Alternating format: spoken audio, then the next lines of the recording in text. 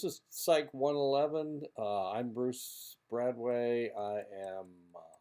I've been teaching at Dene College since 2016. Uh, I am retired now. Um, I'm teaching adjunct, and that's why I'm in this class. Before I was kind of running the program. I don't do that anymore. I think I'm teaching three classes this semester. Psych 111, Psych 497, and 360, the psychopharmacology. Let me talk about what we're going to, what you need to do in order to pass the class. This is where I live, Lost Nation, Iowa. It's over by the Mississippi River. Iowa is bracketed by two large rivers. One is the Missouri River on the west and the Mississippi River on the east. And I live on the east. Anyway, not important. So what do you have to do to pass the class? Oh, here you go.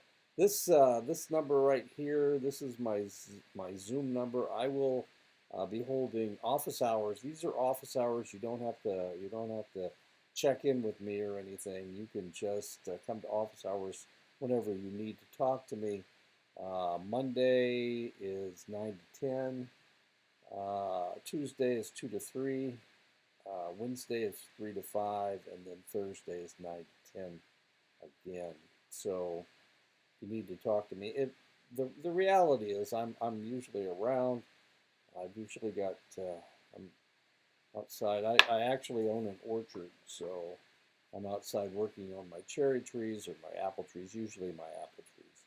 Cherry trees can take care of themselves pretty much. Okay, so let's talk about what you need to do in order to pass the class.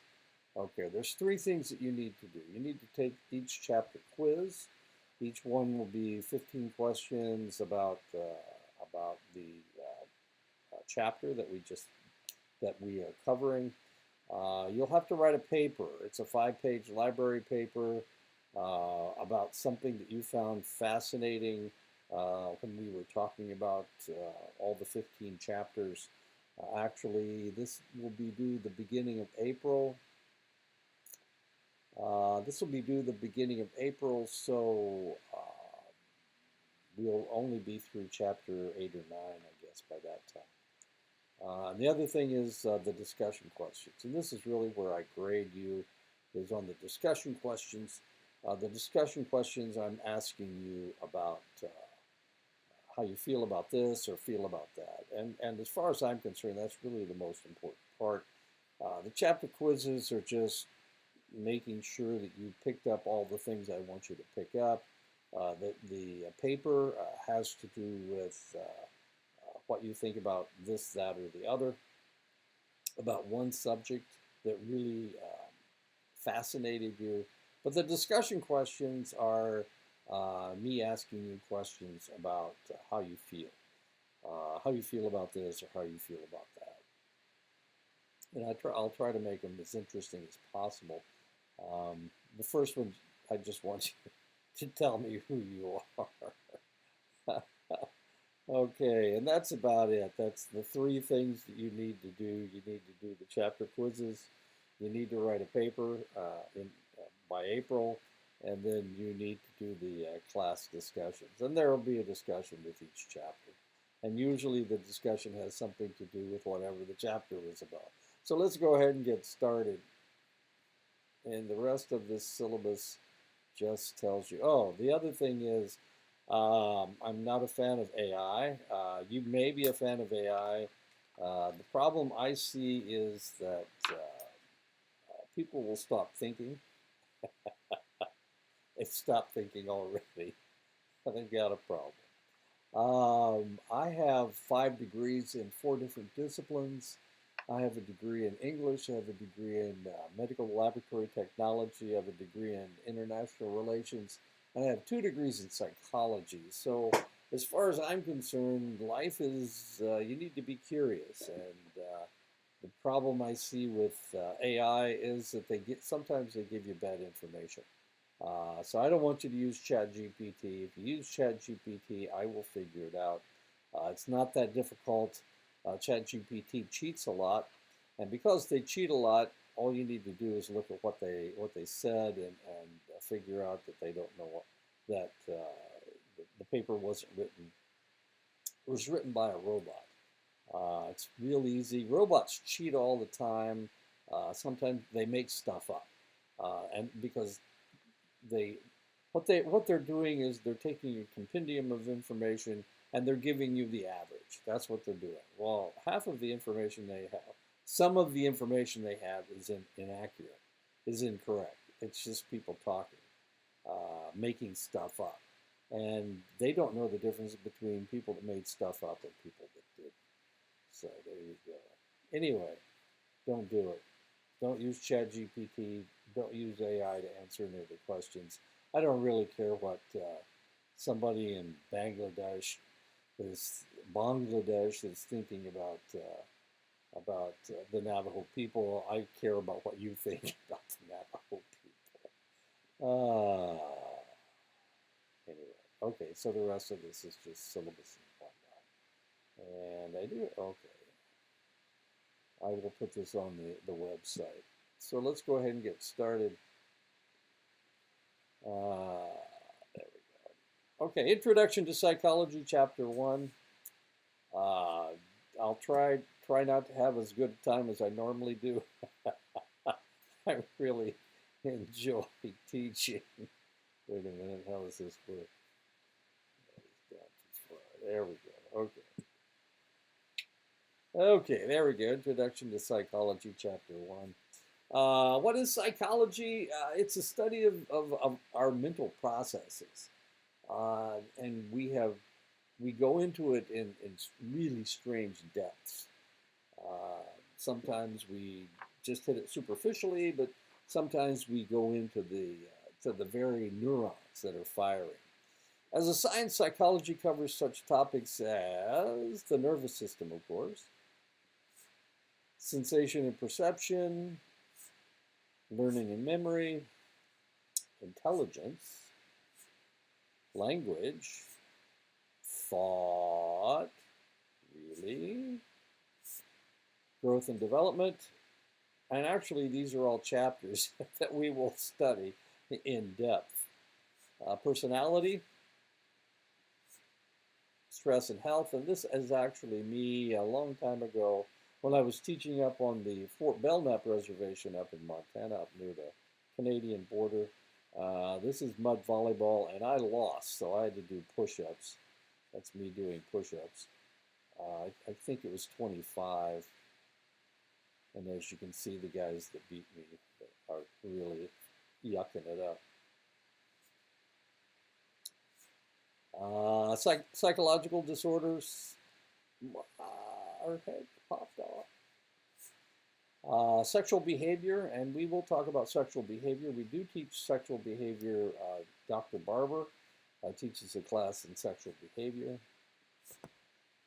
Social behavior. People that were psych majors. This is Mark Zuckerberg. He's the creator of Facebook. I guess he calls it Meta now. He's a psych major. Jon Stewart, TV personality. Natalie Portman, who is an actress. Amy Farrah Fawcett of The Big Bang Theory. Mayim Bialik has a PhD in neuroscience. Lisa Kudrow, another actress. Tim Duncan, Hall of Fame basketball player for the San Antonio Spurs. He won 5 NBA championships. Brooke Shields, another actress. She was a child actress. And, oh my goodness, when she was young, they tended to sexualize her. And anyway. She's older now. She's in her 60s, I believe. She was in a television show called Suddenly Susan, which was very popular, but it went off the air, of course. James Franco, an actor, has a degree in psychology, among other things. He has several curiosities. He's a very curious fellow. Uh, Eva Longoria is a Hispanic actress. I think she was the one that was in daytime soap operas, if I'm not mistaken. And Little Wayne.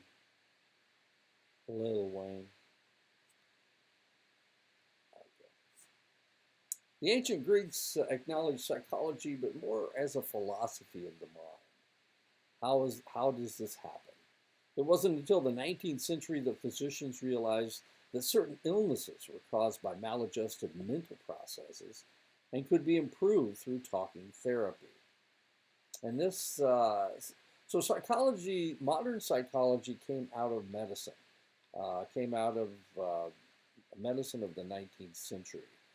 The physicians realized that sometimes people had no physical symptoms. These weren't real. It was just an idea this person had. And so they needed to figure out how they could help this individual. And the only way they could do it was to figure out how their thinking process worked.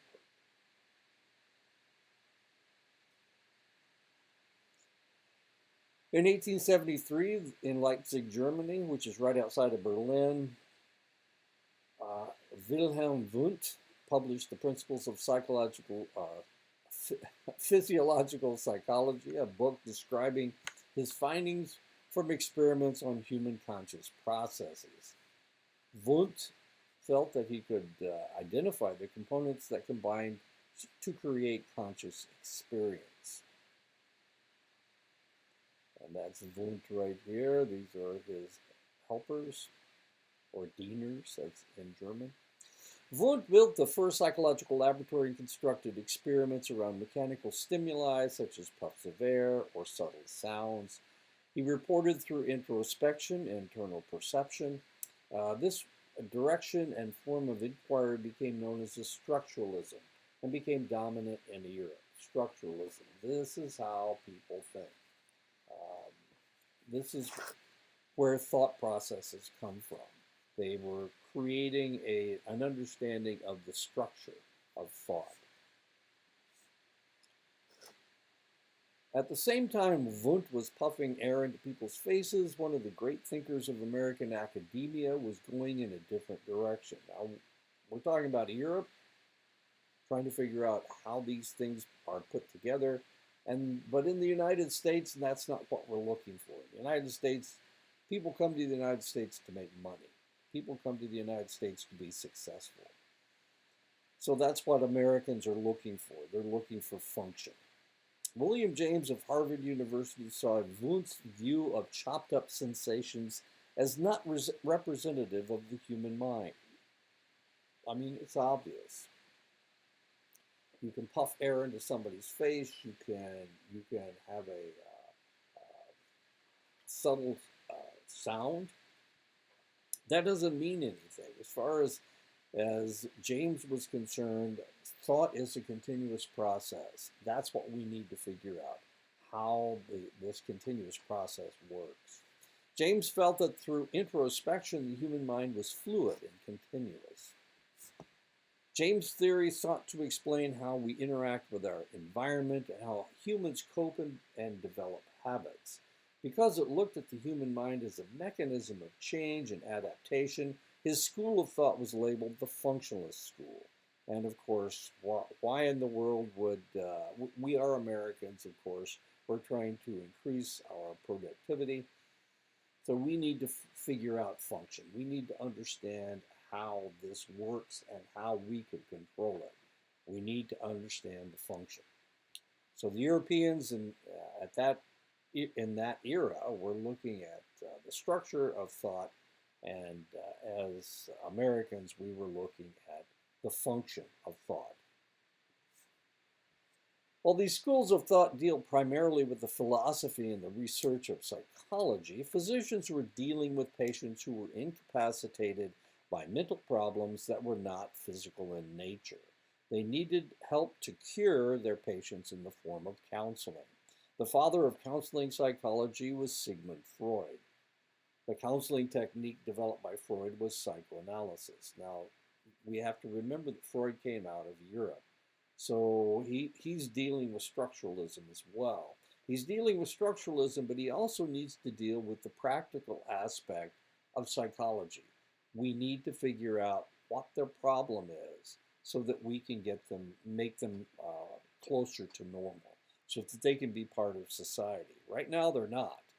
As a matter of fact, what they were doing in Europe at the time was they were putting people in asylums because they were not the same as everybody else.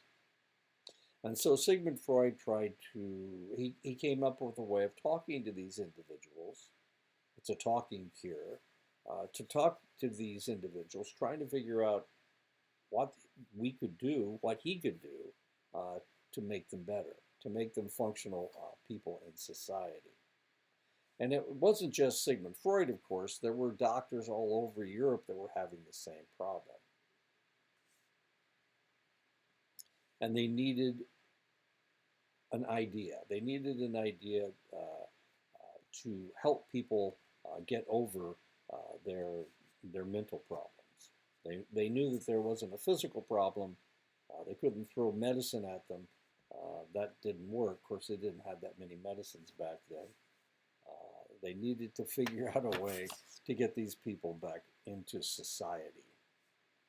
One of the major problems during the 19th century was a diagnosis of hysteria, where the patient showed physical symptoms and emotional disturbances without a physical cause. Freud felt that these problems stemmed from a problem in the patient's unconscious. If you talk about it, he can't talk about it. He won't talk about it because it's not something that he talks about. Is he just not telling you? No, it's in his unconscious. He doesn't even know it's there. He felt that our experiences as an infant and child affected our behavior in the present. Freud hypothesized that the basic drive for humans was a sexual drive that began at birth and influenced the way infants and toddlers deal with the world.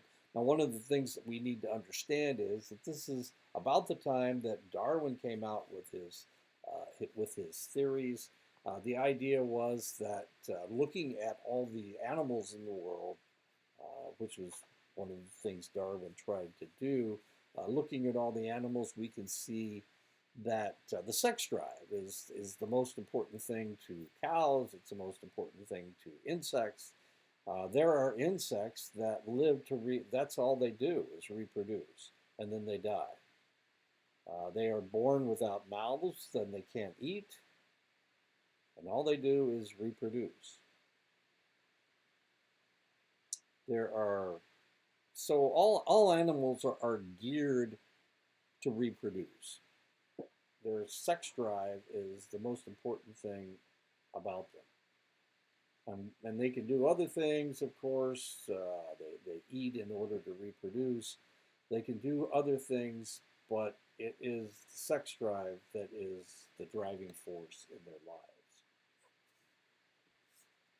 Freud felt that most of our unpleasant or socially improper ideas are repressed into our unconscious and can only escape through slips of the tongue and dreams. And this is one of the reasons why he used talk therapy. He was trying to get the individual to have a slip of the tongue, or maybe they talked about their dreams from the night before, or one that they remembered.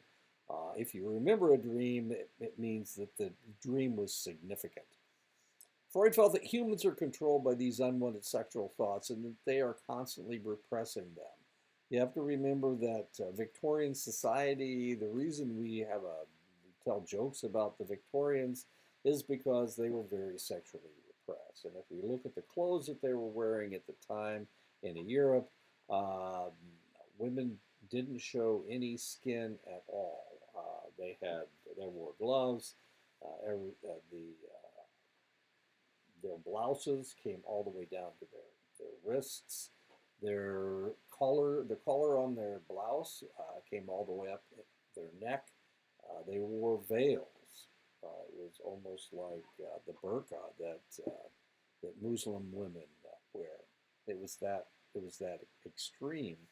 So it was a very sexually repressed society. Despite the fact that it was sexually repressed, people needed to reproduce, and the way they did that was to demonstrate their sexuality in other ways, like wearing bustles, wearing bustiers to make the breasts prominent. It was a really odd time where they were repressing themselves, but at the same time they were displaying themselves. So, as a psychologist looking at this, you're thinking, you don't want to do this, but you do want to do this, which is the driving force. And according to Freud, of course, it was the sex drive. And the problem with society in the 19th century was the fact that they were repressing their sexuality. Repressed sexuality. I'm afraid. For a modern look at Freud, many psychologists have found fault with some of his earlier theories. Now, I have to remember that Freud was talking about society 150 years ago, and he certainly couldn't create a theory that would be universal for the rest of human existence. I mean, you can't do that. All we have today is a snapshot of, we understand history. We have a snapshot of what's happening right now, but we can't predict what's going to happen in the future. And we can't create theories that work in the future because we're dealing with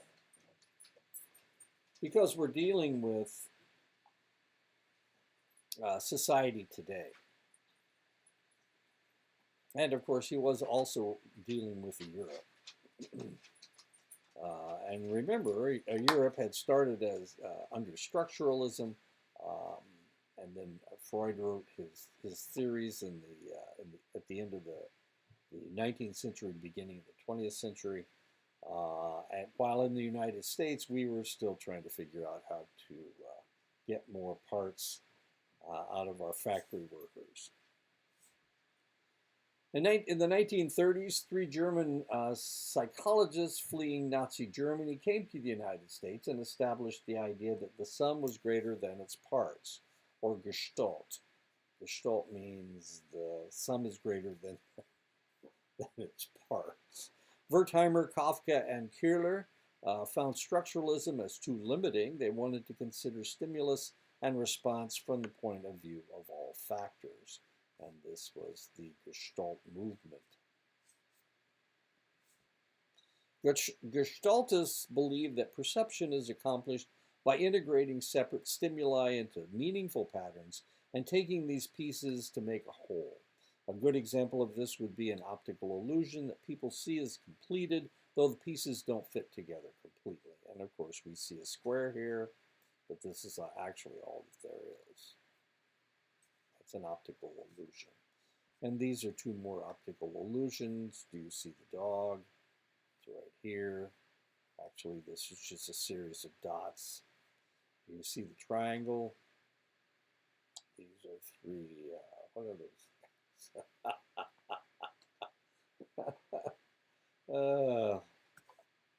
There was a game where this thing ate ghosts or something.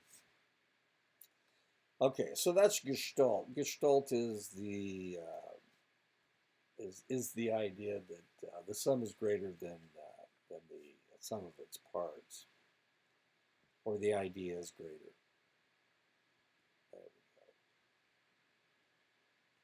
As the 20th century began, Russian gastroenterologist Ivan Pavlov was discovering that he could get a dog to salivate when he introduced the bell sound. He had conditioned the dog to salivate. This experiment proved that a reflex could be learned, the basic premise behind classical conditioning and behaviorism. You can train somebody to do something if you tie two things together. In this case, he was tying the bell with food. Every time he fed the dog, he rang the bell. Now all he needed to do was ring the bell and the dog would think he was going to be fed. He would start salivating. John B. Watson felt that psychology had no real way of dealing with what was going on in the mind, and that the only important aspect that could be studied was what could be measured. In other words, observed behavior. He didn't care what people were thinking. He just cared how he could control it. So it had to be an action. There had to be function. John B. Watson, and this came to be known as behaviorism. And of course, he used classical conditioning to condition individuals in one way or the other. He was also a bit of a horn dog.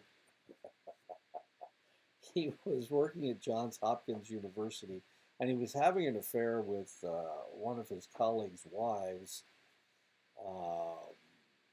It gets really weird. It gets really weird. Anyway, he got fired from Johns Hopkins, and he went into advertising and made millions and millions of dollars because he knew how to control people's behavior by conditioning them, by using triggers to condition individuals. John B. Watson. Behaviorism dominated experimental psychology for several decades and influences research till this day. Behaviorism is responsible for establishing psychology as a scientific discipline with its objective methods and experimentation. Behavior modification continues to be used, especially in behavioral and cognitive behavioral therapy. B.F. Skinner felt that he could control someone's behavior through rewarding and punishing. This Skinner called operant conditioning. Operant conditioning is especially effective in training animals. You just give them a treat, and they will do what you want them to do. The Skinner box is a chamber that isolates the subject from the external environment and has a behavior indicator such as a lever or a button. When the animal pushes the button or lever, the box is able to deliver a positive reinforcement of the behavior, such as food, or a punishment, such as a noise, or a token conditioner, such as a light, that is correlated with either the positive reinforcement or punishment. And this is how he trained his animals, through a Skinner box. Now, he actually created one. He actually created one for humans. Oh man, he created one for humans, and he used it on his daughter. It was a human Skinner box, and he started using this on her when she was an infant. Did it work? Yeah, but she was not real happy about it later on in life when she discovered that she'd been conditioned by her dad. Not a happy camper.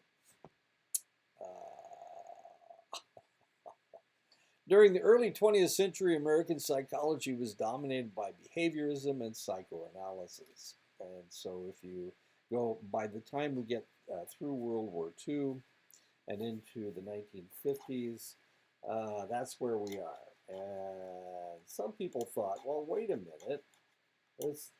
We're not being very nice to people. We're really not being very nice to people. So maybe there's another direction we need to go. Freud felt that everybody was, that everything had to do with sex. Behaviorism didn't care. Behaviorism didn't care. They just wanted to change people's behavior. So it was kind of a brutal situation. Some psychologists were uncomfortable with what they were viewed as limited perspectives being so influential in the field. They objected to the pessimism and determinism, all actions driven by the unconscious, of Freud. They also disliked the reductionism, or the simplifying of nature of behaviorism. Behaviorism is also deterministic at its core because it sees human behavior as entirely determined by a combination of genetics and environment. So you can see how cold both of these are. Some psychologists began to form their own ideas that emphasize personal control, intentionality, and a true predisposition for good as important for our self-concept and our behavior. Thus, humanism emerged. Humanism is a perspective within psychology that emphasizes the potential for good that is innate to all humans. So Freud saw everybody he saw everybody as actually bad, and that society needed to control them. Behaviorism is exactly the same answer. It is exactly the same thing. But humanism sees humans as basically good, and society is bad. So humanism is a concept that sees humanity as a positive. Two of the most well-known proponents of humanistic psychology are Abraham Maslow and Carl Rogers. I was trained as a Rogerian, so Carl Rogers so I'm a humanist. I'm an existential humanist, which gets kind of interesting, but we're not going to talk about existentialism right now. Abraham Maslow was an American psychologist best known for proposing a hierarchy of human needs in motivating behavior. Maslow asserted that so long as basic needs necessary for survival were met, such as food, water, and shelter, higher level needs, social needs, would begin to motivate behavior. So the thing that you need to do is to make sure that people are fed, that they have water, and that they have shelter. I just read a book about Katrina, the hurricane that hit New Orleans about a decade ago. And what happened was that it flooded New Orleans, knocked down the levees, and so it flooded New Orleans. And one of the things that was happening, people were floating along in their houses sometimes, hopefully. Hopefully they were floating along. They hadn't been killed, they hadn't drowned yet. And so they were rescuing these people and they were taking them to a site. And the first thing that they needed to do was make sure that they had water. You will die if you don't have water within 2 to 3 days. So if you go out into the desert, make sure you have some water. You can go without food for weeks if necessary, but you can't go without water. So the first thing they did was give them water. Second thing they did was provide them with food. And the third thing they did was they provided them someplace to sleep. And once you do that, then you can worry about everything else. You need to make sure this person stays alive. According to Maslow, the highest level needs relate to self-actualization, a process by which we achieve our full potential. And here is his hierarchy of needs. As you can see, you have your physiological needs, then you need to be safe is the second. And the third, as long as you're safe and you have food and shelter, and air to breathe, and a place to go to the bathroom, now we can start worrying about other things. Love, self-esteem, and then eventually self-actualization. And this is Abraham Maslow. It's from New York City. And this is Carl Rogers. He was actually from Chicago, or actually a suburb of Chicago. Humanistic psychologists rejected the research approach because it missed the whole human being. Beginning with Maslow and Rogers, there was an insistence on a humanistic research program. This program has been largely qualitative, not measurement-based, but there exists a number of quantitative research strains within humanistic psychology, including research on happiness, self-concept, meditation, and the outcomes of humanistic psychotherapy. And of course, since I am a humanist, I wrote my dissertation on human resilience. Carl Rogers was also an American psychologist who emphasized the potential for good that exists within all people. Rogers used a therapeutic technique known as client-centered therapy. Client-centered therapy involves the patient taking a lead role in the therapy session. Rogers believed that a therapist needed to display 3 features to maximize the effectiveness of the particular approach: unconditional positive regard, genuineness, and empathy. And I think that I'm going to show you something. And the answer is yes.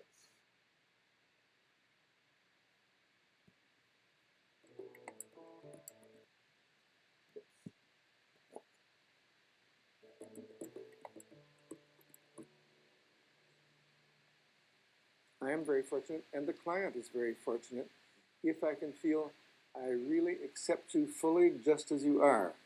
Uh, Sometimes that's very difficult. I held an interview with a young man in South Africa. I didn't know anything about him. It turned out he was an officer in the South African Army. Now, for me, that meant it meant that I stretched my empathic abilities to their very limit to try to be with him, to try to understand him, to try to be caring toward him.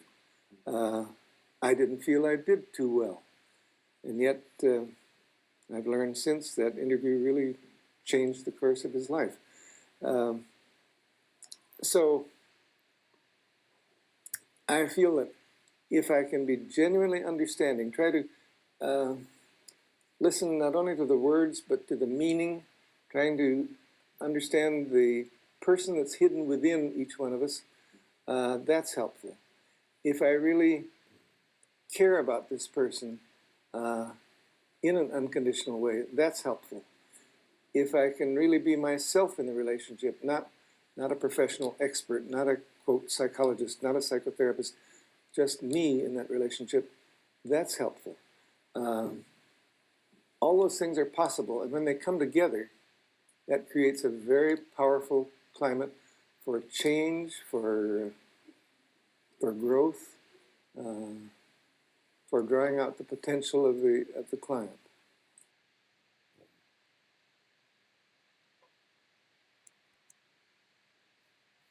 Okay. Way to go, Carl. Unconditional positive regard refers to the fact that the therapist accepts their client for who they are, no matter what he or she might say. And he was talking about South Africa. South Africa used to have what they called apartheid, which meant they separated the native people, the black Africans, from the Dutch and English that lived there, the white people. And it was brutal. It was a brutal regime where apartheid main was the main idea. Provided these factors, Rogers believed that people were more than capable of dealing with and working through their own issues. If you remember, he was having problems dealing with the South African army officer because of apartheid. And of course, as a humanist, he didn't really believe in separating people like that. A humanist believes that all people are equal. Rogers' client-centered approach to therapy is still commonly used in psychotherapeutic settings today, and that's the way I was trained as a Rogerian. Throughout the 40s and 50s, psychology was being pulled in two completely opposite directions: the strict empirical objectivity and dehumanization of behaviorism, and the humanistic focus on feelings and the individual. In the 1950s and 60s, a new melding of the two schools began with the cognitive revolution. The cognitive focus was to explain the individual mental process by use of the scientific science available, especially through the new field of computers. Um, you guys, you guys don't have a concept of what it was like before the internet. But the internet wasn't invented. Actually, the internet was invented by the military back in the 50s and 60s. But nobody, I mean, the only people that could use it was the military, and so it didn't. The World Wide Web didn't start until the early 1990s. 1990s. If you, I can put that in perspective because I'm 76 years old. My first degree I earned in 1971. That's 22 years before the World Wide Web was invented. My second degree was in 1979. That was medical laboratory technology. We're still way beyond before computers. My third degree was I got in it's in international relations. Um, I was in Germany in 1982, and then what else? Oh, I have another. I have a second master's degree from Northern Colorado, and that was in 1979. Then my PhD is in 2012. What's my point? Well, four of my degrees came before the internet, and actually, I had to type everything out because they didn't even have word processors back then. So you can imagine how difficult it was and how much easier it was to finish my PhD with a computer. It was a lot easier to edit. As funny as all that is, I guess it's not that funny, is it? Okay, now we have AI, and AI tells us what is right and wrong. And the problem with AI, of course, as I said before, is the fact that half of their information, not half, a significant part of their information is incorrect, and they don't have the ability to tell right from wrong, good from bad, and good information from bad information. The new field not only compared the human brain to the organization necessary in computer science, but linguistics, anthropology, and neuroscience as well. European psychology had never really been as influenced by behaviorism as had American psychology, and thus the cognitive revolution helped reestablish lines of communication between European psychologists and their American counterparts. The influence and prominence of this particular perspective resonates in modern day psychology. So we talk about cognitive psychology. There, I've worked with cognitive psychologists before. The Anyway, we won't go into how they think that they have all the answers. Culture has important impacts on individuals in social psychology, yet the effects of culture on psychology are understudied. There is a risk that psychological theories and data derived from white American settings could be assumed to apply to individuals in social groups from other cultures, and this is unlikely to be true. One weakness in cross cultural psychology is that in looking for differences in psychological attributes across cultures, there remains a need to go beyond simple statistics. And this is part of the problem, part of what I think that you need to think about. You live on the Navajo reservation, or you don't, you are part of the Navajo Nation, or you're not. But the reality is that you live in more than one culture. Potentially, if you have a cell phone and you look at TikTok or you look at YouTube, not Instagram, if you're getting information from outside off the reservation, which I'm sure you are, then that's part of the American culture. And we could call it the white culture if you want, but the reality is it all depends on what music you listen to. If you're listening to black rap music, then you're part of the black culture. If you're looking to K-pop, then you're part of the Korean culture. If you are just enamored with Japanese cartoons, then you're part of the Japanese culture. We have a more eclectic culture today. So one of the reasons you're studying psychology is because you live in the United States, and Western psychology is part of your background. Is anytime you turn on the computer, anytime you turn on the television, anytime you open your phone, you're looking at Western psychology, the Western culture. So the reality is that whether you're black, native, Asian, no matter what religion you are, You're part of all the cultures, whatever culture that you are looking at. Does that make sense? So yeah, you are Dene. Nobody's going to take that away from you. But the probability is that whether you can't be 100% Dene because you've got a cell phone, you watch television, you listen to K-pop, and because of that, all that culture is part of your life. And when that is true, then that culture becomes part of you. So, as a psychologist, and I'm talking to you, if you listen to K-pop and you're big on rapping, then the probability is that I have to not only think of you as Dene, but and as the Western culture, but I also have to understand the Korean culture and K-pop, and I need to watch those movies because some of the things that are happening today, I don't really understand because I've never seen the movies about the Korean singers fighting demons. I haven't figured that one out yet. I used to live in Japan. I've actually visited Korea. I was there for a month back in 1994. So I've been to Korea. I've lived in Japan. Um,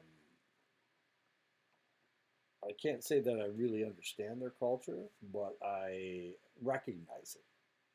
And so sometimes when you do something, when you say something, you are part of that culture as well.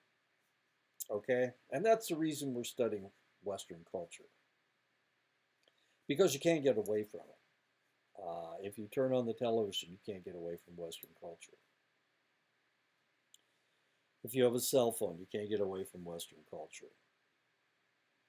So, despite the fact that you're Dene, I mean, it would be great if Dene, there was a psychology of the Dene people. It would be great. But no matter who the person is, unless they don't speak English and they don't watch television, then they are part of the Western culture as well. So you need to understand Western culture. And understanding Korean culture isn't a bad idea. And understanding Japanese culture isn't a bad idea. Who does this person identify with? And of course, that includes whatever music you listen to. I know, this gets really weird, doesn't it? We are part of whatever we acknowledge. That becomes part of us. In 1920, Francis Cecil Sumner, was the first African American to receive a PhD in psychology in the United States. Where was he? The University of Akron. Akron's in Ohio, of course. Much of the work of early psychologists from diverse backgrounds was dedicated to challenging intelligence testing and promoting innovative educational methods for children. And one of the things that we need to remember about psychology is that it was purely a white culture. Just look at Western culture. It didn't take culture into in any other culture into their structure. In 1894, Margaret Floy Washburn was the first woman awarded the doctoral degree in psychology. Washburn worked in comparative psychology. In the mid 1890s, Mary Whitton Calkins completed all requirements for the PhD in psychology, but Harvard University refused to award her that degree because she was a woman. Calkins did memory research.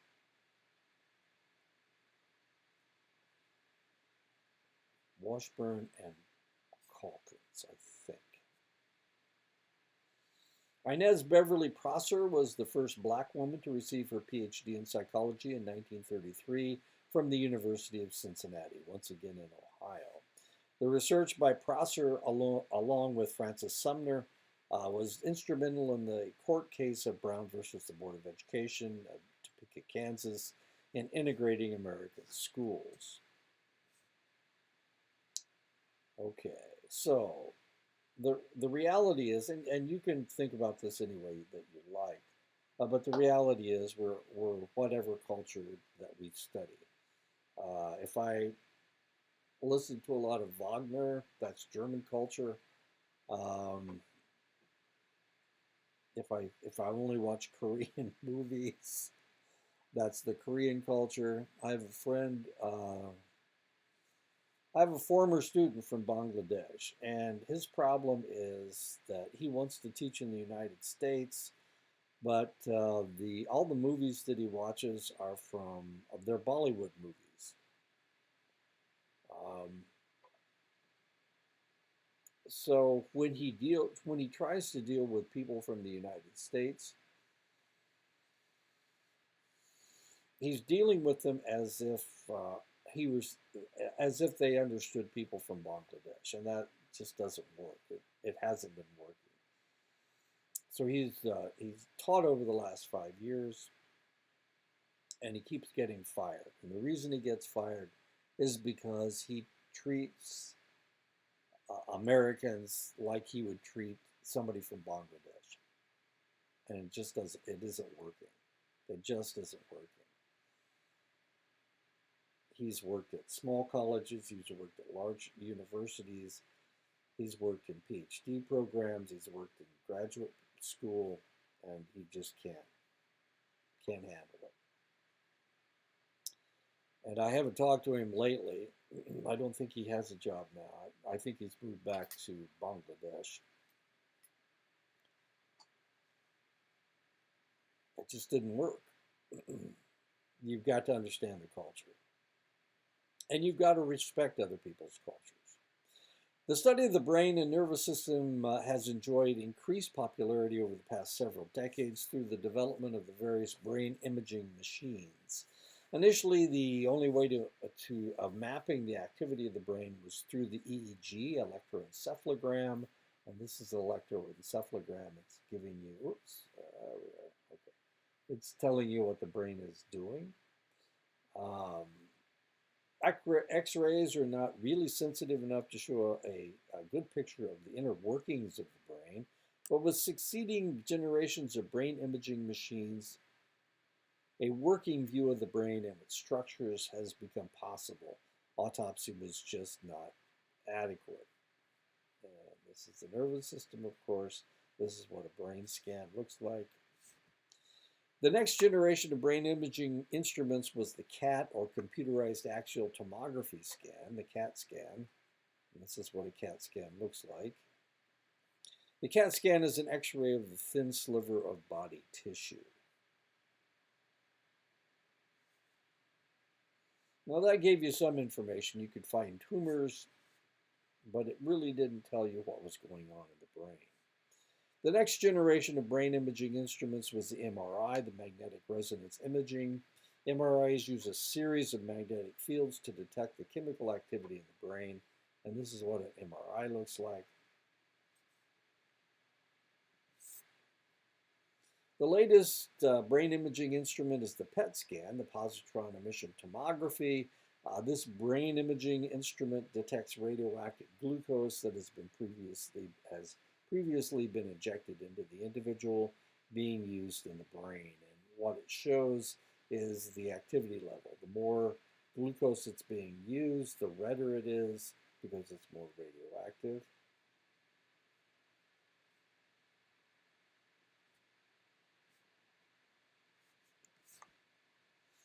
Evolutionary psychologists attempt to determine perpetual mental attributes that are true and will potentially continue to be true no matter which culture you're looking at over time.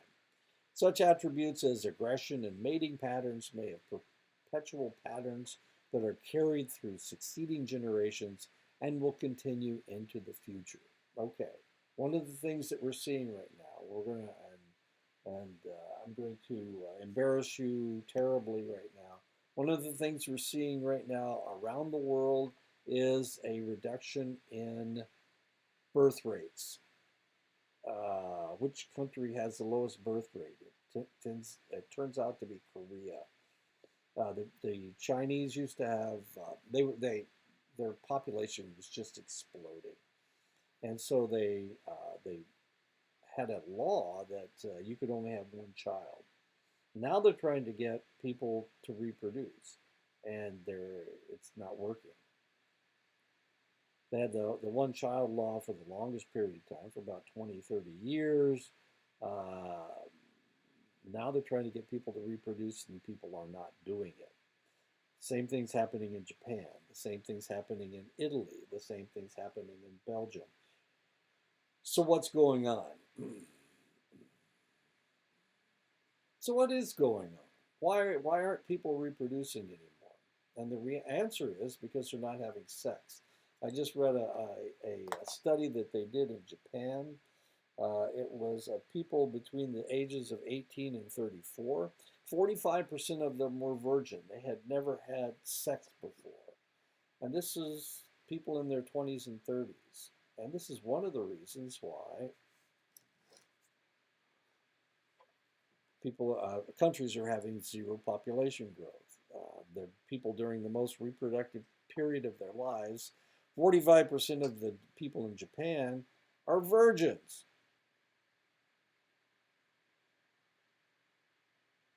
So what does this mean? Well, they're not reproducing. So what are they doing other than not having sex with each other? Ask yourself that question. The more technologically savvy a country is, the lower their population growth, the fewer children they're having. We can talk about this later. Evolutionary psychology follows the precepts of Charles Darwin that there is a basic structure to survival. It is that the most capable attributes of the species will assist the species in surviving and reproducing. Those aspects that do not will not be repeated. And this is Charles Darwin, and that's survival of the fittest.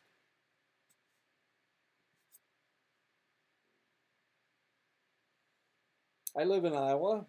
Right now it's wintertime, and by golly, if a cardinal flies anywhere, you can see it because it's bright red. Lots of birds around. You don't really notice them unless it's a cardinal because they are bright red. Now, this isn't just all cardinals aren't bright red. The female cardinal is brown, and you can usually tell her by the top knot. She looks like all the other birds, but not the male cardinal. Boy, I'll tell you what, he shines out like you can see him coming from a mile away. How survival of the fittest?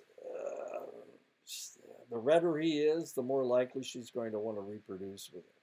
The larger the peacock's tail, the more likely that the peahen will want to reproduce with him. How practical is this? Survival of the fittest? Well, sometimes things get in the way. Cognitive perspective of psychology is very popular in the United States. Cognitive psychology primarily looks at mental processes to understand behavior, the thinking process, the memory process, the language that we use, the problem-solving skills that we have, the creativity that we demonstrate. Cognitivists concentrate more on mental processes than behavioral processes.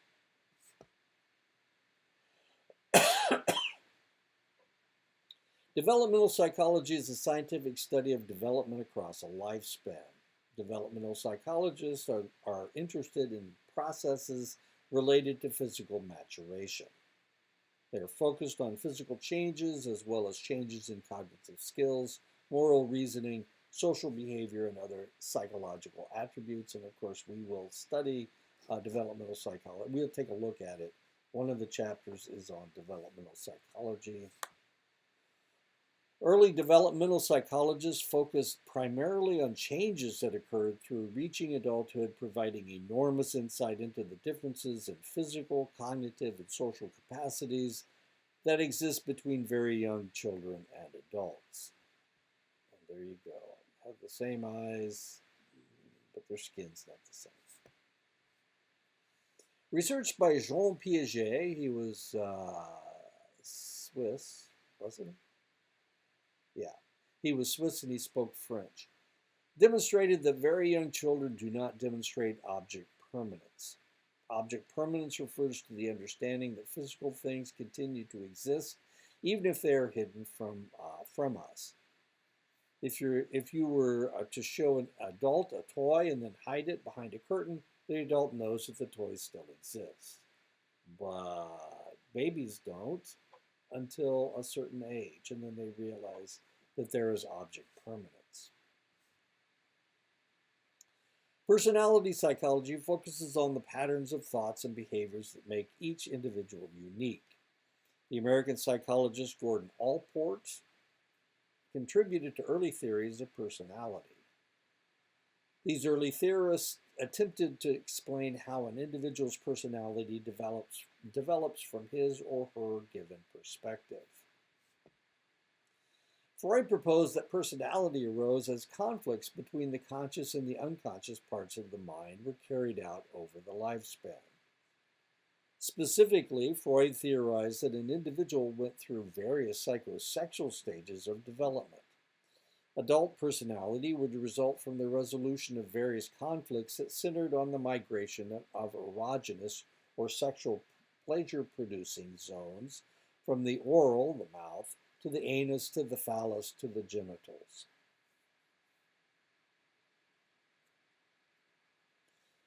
Like many of Freud's theories, this particular idea was controversial and did not lend itself to experimental tests. And for that reason, since you can't experiment with it, we don't think that it's true. Rather than explaining how personality arises, current research is focused on identifying personality traits, measuring them, and determining how they interact in a particular context. Personality traits are relatively consistent patterns of thought and behavior, and many have proposed that 5 trait dimensions are sufficient to capture the variations in personality seen across individuals. These 5 dimensions are known as the Big Five, or the 5-factor model, and include dimensions of conscientiousness, agreeableness, neuroticism, openness, and extroversion. Each of these traits has been demonstrated to be relatively stable over the lifespan and is influenced by genetics.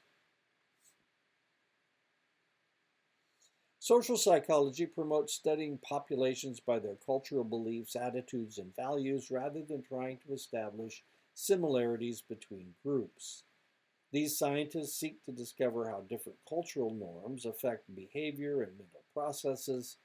While most psychological perspectives try to amalgamate people, throwing them into general categories, social psychologists articulate the differences. Social psychology allows scientists to demonstrate how select cultural proclivities influence social, political, or economic factors on the behavior and development. Only by recognizing regional and ethnic differences can demographers target specific areas to identify specific social problems in the area, such as low test scores, high drug usage, or frequent suicide.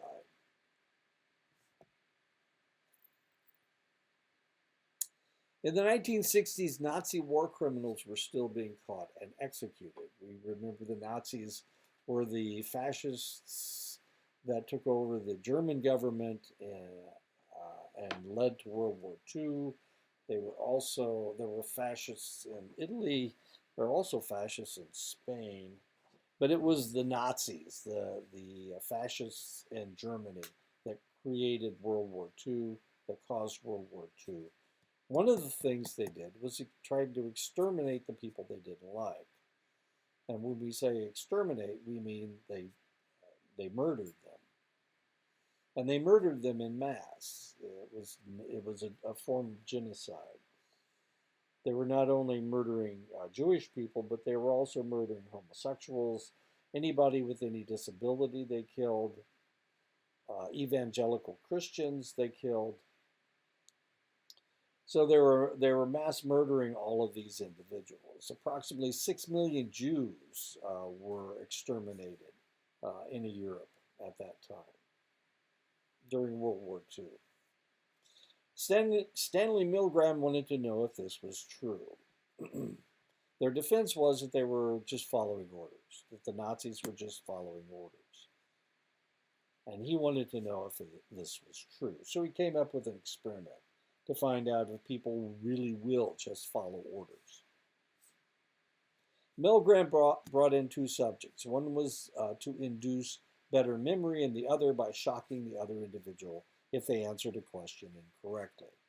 Every time the one subject was wrong, the other subject would increase the voltage and shock him. He had an instrument, a fairly, do I have a picture of it? I don't have a picture of it. Anyway, so one of the guys was the teacher and the other guy was the learner. The learner was attached to a high voltage instrument, and if he got something wrong, then he shocked him. And as he went along, the voltage increased. The voltage went from a tingly 45 volts to a nearly deadly 450 volts. This is the instrument right here. Unfortunately, electricity reduces memory instead of improves it, and all the subjects had to be taken up to 450 volts. No matter how much the subject screamed, cried, and pleaded, the doctor-researcher instructed the subject to shock them, because this was the experiment. While the subject being shocked was an actor who wasn't really being shocked, the subjects didn't know that. Of the 40 men in Milgram's initial experiment, 93% agreed to the experiment and 65% shocked the victim up to 450 volts, despite the scream. They were only kidding. The Milgram experiment was really an experiment about obedience. And when it was repeated with other subject configurations and around the world, the percentage of people willing to shock the victim to the max was between 61 and 67%. So the reality is, even if you know something is wrong, you still do it because you're following orders. You're being obedient. Variations, adult women. They did it with adult women. Initially, they just did it with men, and it was 61 to 67%. They did it with adult women, and by golly, 65% again. In 1966, Hofling et al. Did an experiment with nurses. Nurses were telephoned by a doctor that they didn't know. They were ordered to administer a non-prescribed drug and double the maximum dosage to a patient.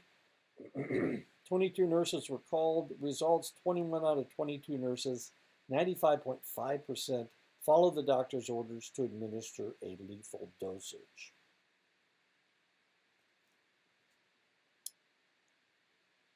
Okay, so Milgram experiment, social psychology, ouch.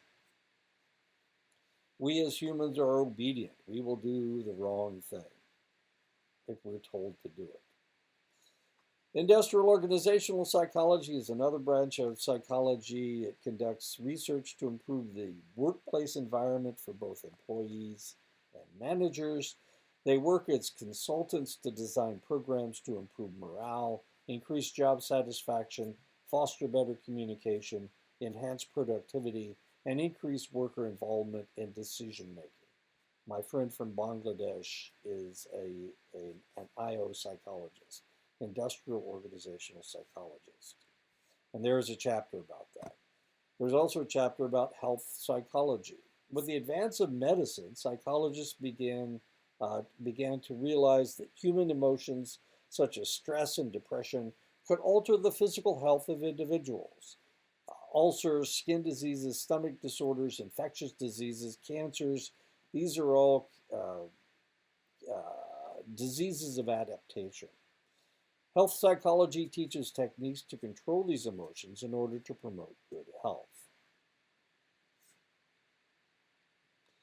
Researchers in sport and exercise psychology study the psychological aspects of sport performance, including motivation and performance, anxiety, and the effects of sport on mental and emotional well-being. Research is also conducted on similar topics as they relate to physical exercise in general, such as mental and physical performance under demanding conditions like firefighting, military operations, artistic performance, and surgery. And I have taught sports psychology before. Clinical psychology is the area of psychology that focuses on the diagnosis and treatment of psychological disorders and other problematic patterns of behavior. As such, it is generally considered to be a more applied area within psychology. Counseling psychology is a similar discipline that focuses on emotional, social, vocational, and health-related outcomes in individuals who are considered psychologically healthy. While aspects of Freud's psychoanalytic theory are still found among some of today's therapists, Rogers' ideas about client-centered therapy have been especially influential in shaping how many clinicians operate. Both behaviorism and the cognitive revolution have shaped clinical practice in the forms of behavioral therapy, and cognitive behavioral therapy. This is the area of psychology that receives the most attention in popular media, and many people mistakenly assume that all psychology is clinical psychology. Forensic psychology is a branch of psychology that deals with questions of psychology as they arise in the context of the justice system. Forensic psychologists will assess a person's competency to stand trial. They'll assess the state of mind of a defendant. They'll act as consultants on child custody cases. They consult on sentencing and treatment recommendations and advise on issues such as eyewitness testimony and children's testimony. Dr. Barber is a forensic psychologist. That's why he has worked with the Missing and Murdered Indigenous Women Project. That's what he wrote his dissertation on.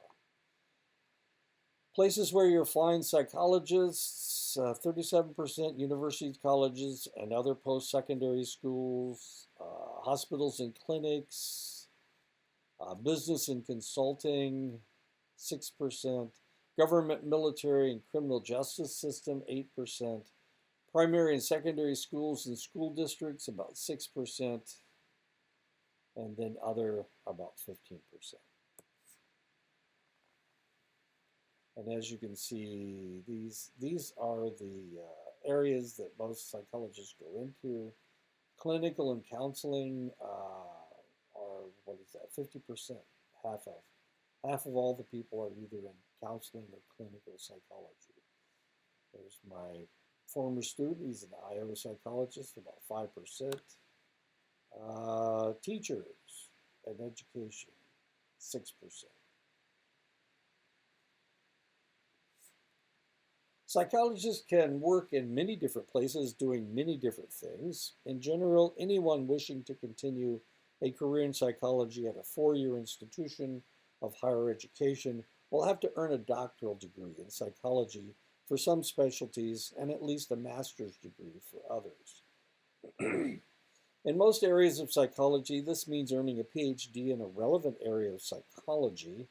Literally, PhD refers to a doctor of philosophy degree, but philosophy in this context refers to the ability to philosophize in the discipline of psychology. I have a degree in general psychology. Other people have more concentrated degrees. Dr. Russ, for example, has a degree in educational psychology. Dr. Barber has a degree in forensic psychology. I'm not sure what Dr. Jane's area is.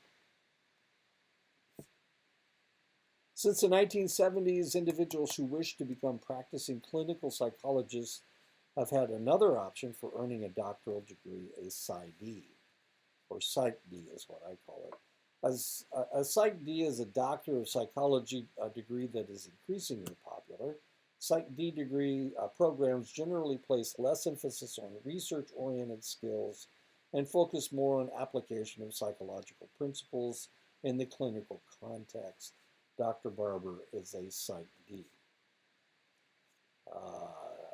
Dr. Russ and Dr. Jane are both PhDs. I'm a PhD, Doctor of Philosophy. What's the difference? Not a whole lot. There's not a whole lot of difference. The only difference is that